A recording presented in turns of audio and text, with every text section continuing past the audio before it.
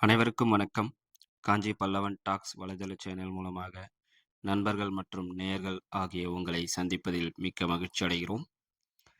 இன்றைய காணொளியில் நாம் காணவிருப்பது காஞ்சிபுரம் ஸ்ரீ மாகாளேஸ்வரர் திருக்கோவில்.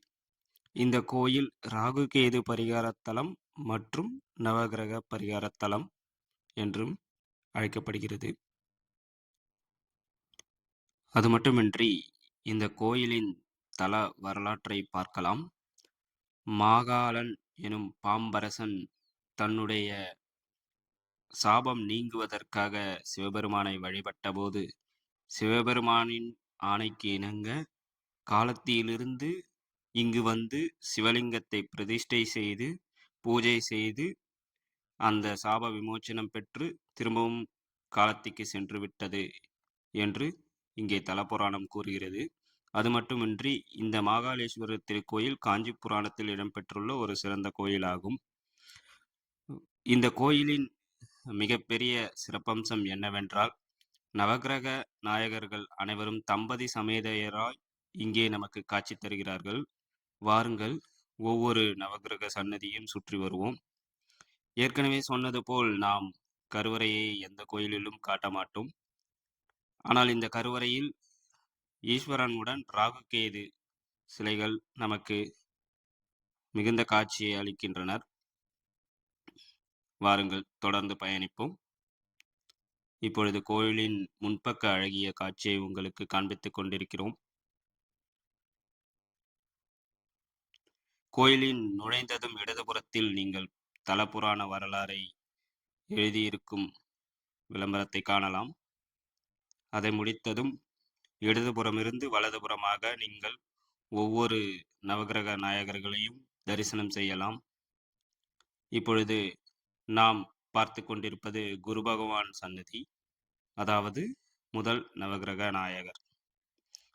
அவருடைய தம்பதி சமேதராய் நமக்கு காட்சியளித்துக் கொண்டிருக்கின்றார் குரு பகவான் தாராதேவி. அடுத்ததாக நாம் காணவிருப்பது சூரிய பகவான் சாயாதேவி சன்னதி, இரண்டாவது. ஒவ்வொன்றையும் உங்களுக்கு பொறுமையாக காண்பிக்கிறேன், பாருங்கள்.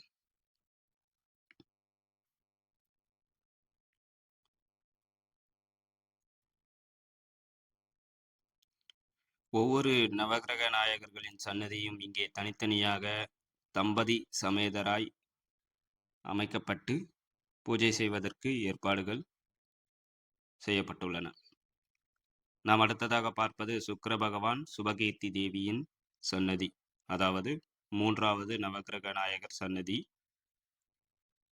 உள்ளே சென்று அவர்களின் திருவுருவ காட்சியையும் சிலையும் உங்களுக்கு காண்பிக்கிறேன், பாருங்கள்.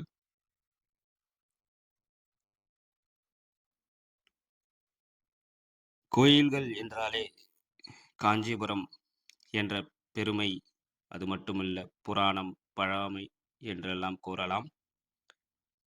காஞ்சி புராணத்தில் குறிப்பிடப்பட்டுள்ள இந்த கோயில் மிகவும் சிறப்பு வாய்ந்தது.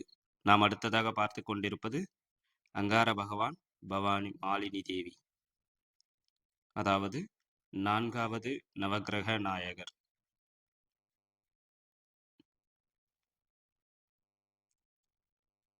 ஒவ்வொரு நவகிரக நாயகர் சன்னதியும் அவர்களுடைய தம்பதியுடன் இணைந்து சிலை வைக்கப்பட்டுள்ளது. அவரவருக்கு தனி சன்னதியில் விமானத்தில் சிற்ப வேலைப்பாடுகள் உள்ளன. நாம் அடுத்ததாக காணவிருப்பது, அதாவது ஐந்தாவது நவகிரக நாயகர் புதன் பகவான் இளையாள் தேவி.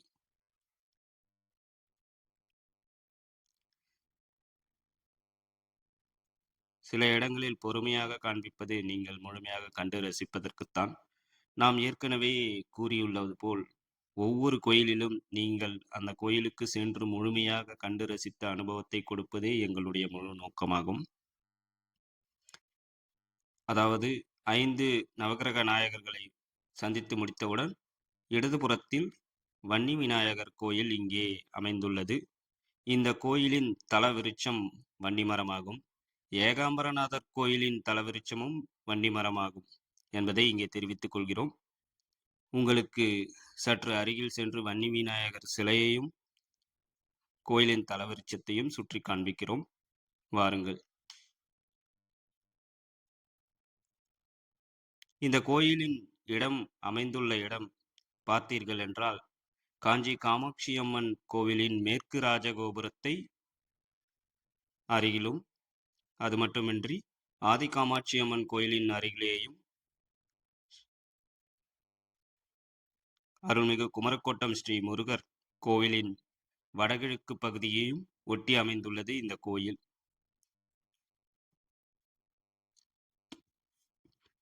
நாம் இப்பொழுது வன்னி விநாயகர் சிலை மற்றும் தலவிருட்சத்தை முழுமையாக சுற்றி பார்த்து விட்டோம். அடுத்ததாக உங்களுக்கு இங்கிருந்து கோயிலின் பின்பக்கம் உள்ள கோபுரம் எப்படி இருக்கும் என்பதை காண்பித்துக் கொண்டிருக்கிறோம். இதை முடித்துவிட்டு மீதமுள்ள 4 நவகிரக நாயகர்களின் சிலையை உங்களுக்கு காண்பிக்கிறோம். வாருங்கள். இப்பொழுது நாம் 6வது நவகிரக நாயகர் சன்னதியை காண்பிக்கப் போகிறோம். அதாவது சனி பகவான் மற்றும் நீலாதேவியின் சன்னதி. இங்கே ஏற்கனவே சொன்னது போல் ஒவ்வொரு நவகிரக நாயகர்களும் தங்களது தம்பதி சமேதராய் உங்களுக்கு அருள் பாலிக்கின்றனர். அதனால் இங்கே வந்து வழிபடுபவர்களுக்கு சகல தோஷங்களும் நிவர்த்தியாகும் என்பது ஐதீகம். இந்த கோயிலுக்கு சென்று வந்தாலே உங்களது ராகுகேது தோஷங்கள், சகல தோஷங்கள் நீங்கி மன அமைதியும் சாந்தமும் கிடைக்கும் என்பது ஐதீகம். நேரமும் கிடைப்பவர்கள் நிச்சயமாக வந்து கோயிலை முழுமையாக தரிசித்து விட்டு செல்லுங்கள். ஈசனின் அருள் நிச்சயமாக கிடைக்கும். அடுத்ததாக நாம் பார்க்கவிருப்பது சந்திர பகவான் மற்றும் சுவாதி தேவியின், ரேவதி தேவியும் அருள் தரும் 7வது நவகிரக நாயகர் சன்னதி. சூரிய பகவானுக்கும் சந்திர பகவானுக்கும் அவர்களின் இரு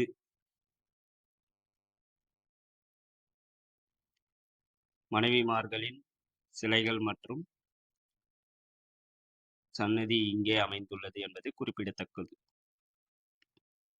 அடுத்ததாக இங்கே சிறிய முருகர் கோயில். இதை முடித்துவிட்டு நாம் சரஸ்வதி கோயில் மற்றும் ராகு கேது ஆகியோரின் சன்னதிக்கு செல்லலாம்.